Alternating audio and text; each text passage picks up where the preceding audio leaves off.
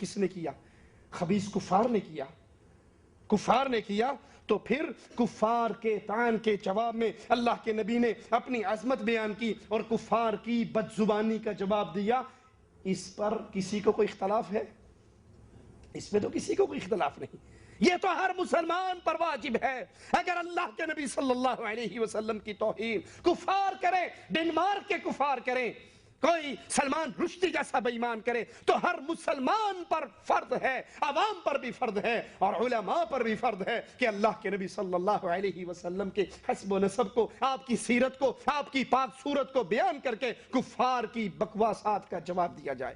اس میں تو کسی کو کوئی اختلاف نہیں، مگر عظمت و رفعت مقام مصطفیٰ بیان کرنا ایک اور چیز ہے، 12 ربیع الاول کو جشن ولادت منانا ایک اور چیز ہے۔ یہ بات یہاں پر فٹ نہیں آتی۔ کیا اللہ کے نبی صلی اللہ علیہ وسلم نے، چلے اسی حدیث کو دلیل پکڑتے ہیں تو آگے آئیے، کیا رسول اللہ صلی اللہ علیہ وسلم نے ہر 12 ربیع الاول کو منبر پہ کھڑے ہو کر اپنا یہ حسب و نسب بیان کیا؟ ہر 12 ربیع الاول کو صحابہ کرام باہر نکلے، جلوس نکالا، جھنڈے لگائے، چراغاں کی، روشنییں کی؟ اللہ کے رسول صلی اللہ علیہ وسلم سے بھی یہ ثابت نہیں اور آپ کے صحابہ سے بھی یہ ثابت نہیں۔ یہ تو مسلمانوں کا فرض ہے، علماء کا بھی فرض ہے اور عوام کا بھی فرض ہے۔ اگر مسلمان سنے کہ ان کے نبی کی توہین کی جا رہی ہے تو مسلمانوں پہ فرض ہے وہ اپنے نبی کی عزت کو بیان کرے اور کفار کے منہ توڑ جواب دے۔ مفتی صاحب کی چھٹی دلیل کہتے ہیں صحابہ کرام ایک دوسرے کے پاس جا کر فرمائش کرتے تھے کہ ہم کو حضور علیہ الصلوۃ والسلام کی نعت شریف سناؤ۔ اس سے ثابت ہوا میلاد سنت صحابہ بھی ہے۔ مشکات میں ہے، حضرت عطا فرماتے ہیں کہ میں عبداللہ بن عمر بن عاص کے پاس گیا اور کہا مجھے حضور کی وہ نعت سناؤ جو تورات کے اندر موجود ہے، جاء الحق صفحہ نمبر 234۔ آئیے اس کا جواب سنتے ہیں کہ امام الانبیاء محمد الرسول اللہ صلی اللہ علیہ وسلم کی سیرت طیبہ، آپ کے اخلاق، آپ کے کردار کو معلوم کرنا، پوچھنا، اس سے عید میلاد النبی کے ساتھ اس کی کیا نسبت ہے، کیا جوڑ ہے؟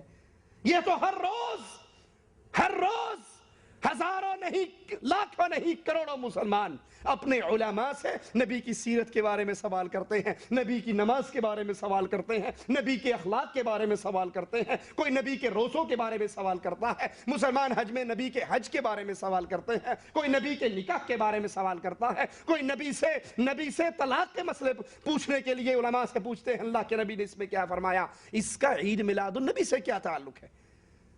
عید میلاد سے اس کا کوئی رشتہ نہیں۔ مسلمان اپنے نبی کے بارے میں معلومات حاصل کرتے ہیں کتابوں کے ذریعے، علماء کے ذریعے، اور یہاں بھی حضرت عطا عبداللہ بن عمر بن عاص کے پاس جا کر نبی کی وہ تعریفیں جو تورات کے اندر موجود تھی اس کا سوال کرتے ہیں۔ اس کا جشن عید میلاد النبی سے کیا رشتہ ہے؟ پھر اگر حدیث میں یہ ہوتا کہ صحابہ کرام خاص ربیع الاول کی 12ویں تاریخ کو اکٹھے ہو کر ایک دوسرے سے نعتیں سنتے، اگر صحابہ کرام ہر 12 ربیع الاول کو اکٹھے ہو کر حضرت عطا عبداللہ بن عمر بن عاص سے کہتے اٹھو اور نعت سناؤ، دوسرے صحابی کسی اور سے پوچھتے، کوئی کسی اور سے سنتا، سارے صحابہ مجلس جما کر اکٹھے ہو کر محفل لگا کر مسجد نبوی میں بیٹھ کر نبی کی نعتیں، نبی کی شان میں تعریفیں سنتے سناتے، تو پھر بھی ہم ماننے کے لیے تیار ہو جاتے کہ اللہ کے نبی صلی اللہ علیہ وسلم نے فرمایا علیکم بسنتی وسنت الخلفاء الراشدین، تم پر میری سنت اور میرے خلفاء کی سنت ہے، اس کو لازم پکڑو۔ آپ صحابہ سے ہی یہ مثال دے دیجئے، یہ دلیل دے دیجئے، جلوس آپ کو معاف کرتے ہیں، آپ کو جشن معاف کرتے ہیں، ہم کہتے ہیں کیا نبی کے صحابہ نے ہر 12 ربیع الاول کو اکٹھے ہو کر نعتیں سنائیں، نبی کا تذکرہ کیا؟ اس کی دلیل اللہ کے نبی صلی اللہ علیہ وسلم کے کسی ایک صحابی سے دے دیجئے۔ مفتی صاحب کی 7ویں دلیل فرماتے ہیں کفار نے بھی ولادت پاک کی خوشی منائی تو کچھ نہ کچھ فائدہ ہو گیا۔ کفار نے نبی کی ولادت کی خوشی منائی تو کچھ فائدہ ہوا، چنانچہ صحیح بخاری میں ہے جب ابو لہب مر گیا تو اس کے گھر والوں نے خواب میں دیکھا، برے حال میں تھا، پوچھا کیا گزرا؟ ابو لہب نے کہا یہ جو شہادت کی انگلی ہے نا، اس انگلی سے پانی ملتا ہے، اس کو چوس کے اپنی پیاس بجھا لیتا ہوں، کیونکہ میں نے اس انگلی سے صوبیہ اپنی لونڈی کو نبی کی ولادت پر آزاد کیا تھا۔ بات یہ ہے کہ ابو لہب ابو لہب حضرت عبداللہ کا بھائی تھا، اس کی لونڈی صوبیہ نے آ کر اس کو خبر دی تھی کہ آج تیرے بھائی کے گھر فرزند پیدا ہوا۔ اس نے خوشی میں اس لونڈی کو انگلی کے اشارے سے کہا جا تو آزاد۔ یہ سخت کافر تھا جس کی برائی قرآن میں موجود ہے، مگر اس خوشی کی برکت سے لونڈی کو آزاد کرنے اور نبی کی ولادت پر خوشی منانے کی برکت سے اللہ نے اس پر یہ کرم کیا کہ جب دوزخ میں بھی اس کو پیاس لگتی ہے تو اپنی انگلی کو چوستا ہے، اس سے پانی نکلتا ہے، اس کی پیاس بجھ جاتی ہے، حالانکہ وہ کافر ہے۔ جاء الحق صفحہ 235۔ یار لوگوں کو بہت بھاگ دوڑ کے عید میلاد النبی منانے کی کوئی دلیل ملی بھی تو ابو لہب کے عمل سے ملی، ابو بکر کے عمل سے، عمر عثمان و علی کے عمل سے نہیں ملی۔ مان لیجئے فرض کی ایک لمحے کو ہم اس قصے کو بھی مان لیں، پھر سوال پیدا ہوتا ہے ابو لہب کے اس قصے پر اگر یہ قصہ عید میلاد النبی منانے کے لیے دلیل ہے، میرے محمد علیہ السلام کے صحابہ نے عمل کیوں نہیں کیا؟ ہم پابند ہیں دین محمد کو ویسے سمجھنے کے جیسے میرے حبیب علیہ السلام نے اپنے صحابہ کو سمجھایا اور صحابہ نے اس پہ عمل کر کے دکھایا۔ آئیے جواب سنیے، شریعت کا کوئی حکم کسی شخص کے خواب سے ثابت نہیں ہوتا سوائے امام اعظم محمد رسول اللہ کے خواب سے صلی اللہ علیہ وسلم۔ کسی کے خواب سے شریعت کی کوئی بات ثابت نہیں ہو سکتی۔ ہاں میرے آقا امام الانبیاء کو اگر خواب بھی آتا ہے وہ نبی کا خواب بھی وحی ہوا کرتا ہے اور شریعت ہوا کرتی ہے، لیکن نبی کے بعد یہ اتھارٹی کسی اور کو، اور اگر یہ اتھارٹی اوروں کو ملنے لگ جائے تو خواب دیکھنے والوں کی لائن اتنی لمبی لگے گی کہ سننے والے نہیں ملیں گے۔ ہر مولوی صبح اٹھے گا مینوں خواب آیا جی راتی یہ گل ہوئی سی، وہ کہتے ہیں کہ عورت کا خامند مر گیا بیچاری کا، صبح صبح مولوی صاحب کا کھانے کا پروگرام بنا، اس کے پاس پہنچ گیا، کہنا بی بی مینوں خواب آیا ہے۔ کہتی مولوی صاحب کیا خواب آیا؟ کہ خواب میں تیرے خامند سے ملاقات ہوئی، جسم سے ننگا، سر سے ننگا، پاؤں سے ننگا، سردی ٹھنڈیا سی، برا حال تھا اس کا۔ میرا تو مقتدی تھا نا، آج رات پھر خواب میں آئے گا، اس کا سوٹ، اس کی پگڑی، اس کی جوتی، او مینوں دے دی میں اگے دے دیاں گا۔ بی بی نے جوتی اتاری، اس مولوی کے سر میں چار ماری۔ کہتا مولوی صاحب کہتا بی بی تو کی کیتا، تجھے کیا ہوا، کیا کیا؟ کہتے مولوی صاحب میرا خامد راتی میرے خواب چ بھی آیا سی تو مینوں دس گیا سی بھی مولوی نے آ کے تینوں ڈرامہ کرنا ہے، چار جوتے ماری۔ اگر یہ خواب دلیل ہو تو کھانے کے ڈھنڈورا پیٹنے والوں نے ایسی لمبی لمبی کہانی خواب کے نام پہ کھڑ لینی کہ مرید کھلا کھلا کے سارا سامان ختم کر دیں، مولویوں کا پیٹ نہیں۔ تو دیکھ لو طاہر القادری صاحب کا خواب نہیں سنا آپ نے؟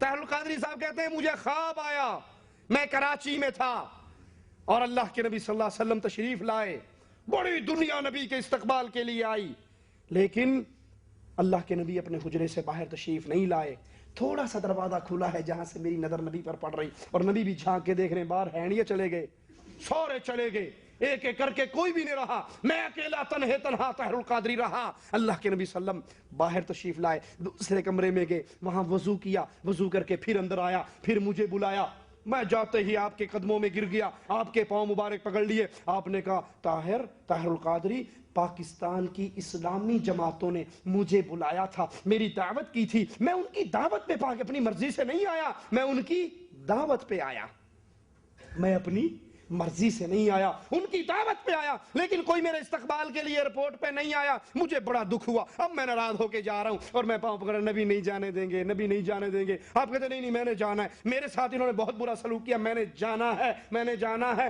اور بہت منتوں کے بعد آپ کہتے ہیں، میں نے کہا اللہ کے نبی کوئی حل تو بتائیے آپ کے رکنے کا، کہا ایک ہی حل ہے۔ میں نے کہا اللہ کے نبی فرمائیے کیا حل ہے؟ کہا وہ حل یہ تو میرا میزبان بن جا اور پھر میں تیرا مہمان بن جاؤں گا، میرا ہوٹل، میری روٹی، مدینے کا بائی ایئر ٹکٹ ہے، اور جہاں جہاں پھروں گا وہ سارے خرچے تیرے ذمے، اگر تو قبول کرتا ہے تو میں تیرا مہمان بننے کے لیے تیار ہو جاتا۔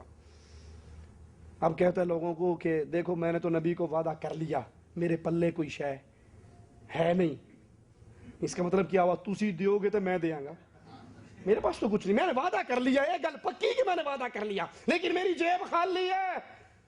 انا للہ و انا الیہ۔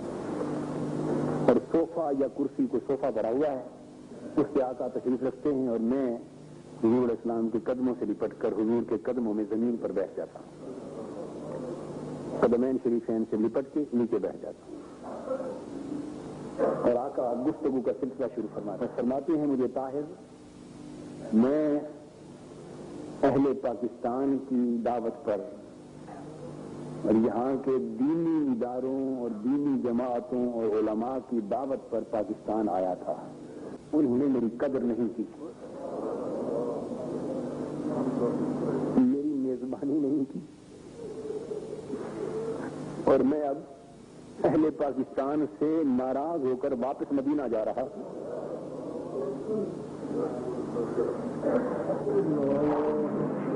ان دینی اداروں سے، دینی جماعتوں سے، ان علماء سے، اہل پاکستان سے ناراض ہو کر دکھی ہو۔ آپ نے فرمایا انہوں نے مجھے بڑا دکھ دیا ہے، انہوں نے مجھے بڑا دکھ دیا ہے، دعوت سے بلایا ہے، میری میزبانی نہیں کی، یہاں تک فرمایا کہ بڑی تفصیلات بیان فرمائی، بڑی تفصیلات نہیں کی۔ ہاتھ جوڑتا ہوں، عرض کرتا ہوں آقا خدا کے لیے فیصلہ بدل لیجیے اور پاکستان چھوڑ کے نہ جائیے۔ آقا فرماتے ہیں نہیں، تمہیں معلوم نہیں طاہر، انہوں نے مجھے بڑا دکھ دیا ہے۔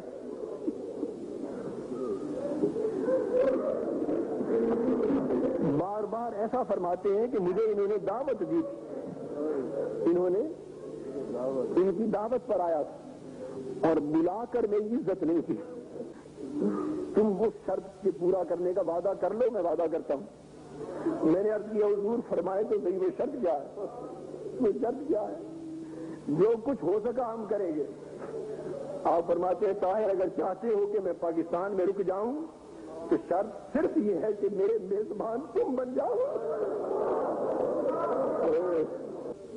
کہ میں مزید 7 دن اپنا قیام پاکستان میں تمہارے کہنے پہ روک کر لیتا ہے، 7 دن مزید رہوں گا یہاں، میرا ٹھہرنے کا انتظام بھی تم نے کرنا ہوگا، میرے کھانے پینے کا انتظام بھی تمہارے سپرد ہوگا، پاکستان میں جہاں کہیں آؤں گا جاؤں گا وہ ٹکٹ اور انتظام آمد و رفت بھی تمہارے سپرد ہوگا، اور جب واپس مدینہ جانا ہوگا تو مدینے تک کا ٹکٹ بھی تم لے کر دو گے، یہ سارا انتظام تمہارے سپرد ہوگا، یہ وعدہ کر لو۔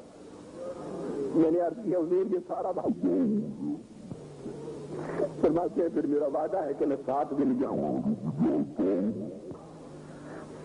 اس وقت مجھے آقا نے فرمایا کہ تم اپنا ادارہ منہاج القرآن بناؤ، میں تم سے وعدہ کرتا ہوں تمہارے ادارے میں آؤں گا۔ اب آپ کو بھی فیصلہ کر سکتے،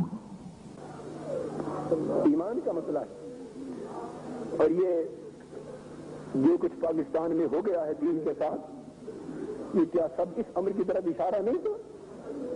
جی اس امر کی طرف، یہ اہل پاکستان سب کچھ آقا نے فرمایا، انہوں نے مجھے بڑا دکھ دیا ہے۔